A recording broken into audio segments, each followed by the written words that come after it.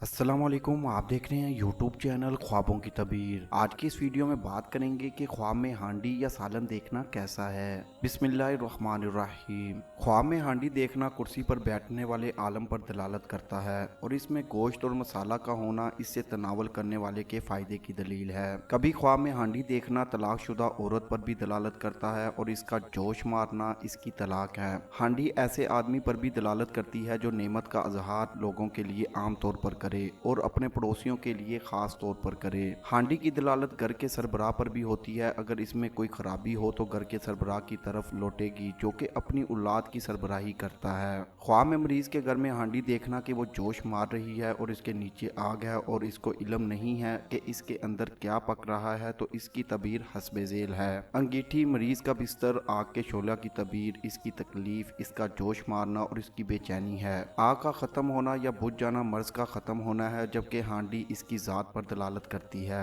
अगर किसी ने आग जलाई या इस आग के ऊपर हांडी रखी और इसमें गोश्त या और कोई चीज खाने की है तो वो एक आदमी को नफा देगा, इसलिए कि हांडी की तबीर घर का सरबराह है। अगर वो गोश्त पक गया और इसने इससे खाया तो फायदा और माल हलाल की दलील है, और अगर वो गोश्त पका हुआ नहीं है तो ये हराम मनफत मिलने की दलील है। इसको हरकत देना ऐब की दलील है। अगर इससे खाया तो इसको रिज़्क मिलने की दलील है। अगर इससे कुछ उठाया तो इससे फायदा उठाएगा और इसको माल मिल जाएगा और वो इसको जखीरा करेगा। अगर हांडी में गोश्त हुआ और ना खाता हो तो वो एक फकीर आदमी को तकलीफ देगा जिसकी वो ताकत नहीं रखेगा। हांडी में बदे मुकाबल पर कुदरत की भी दलील है। कभी हांडी अपने मुकद्दर पर राजी होने पर दलालत करती है। हांडी की तबीर अजमी औरत भी होती है। अगर किसी ने ख्वाब में देखा कि इसने हांडी में कुछ नहीं पकाया तो वो सुल्तान से या अजमी बादशाह से बहुत बड़ी दौलत हासिल करेगा। हांडी में गोश्त और शोरबा अच्छे रिज़्क की दलील है।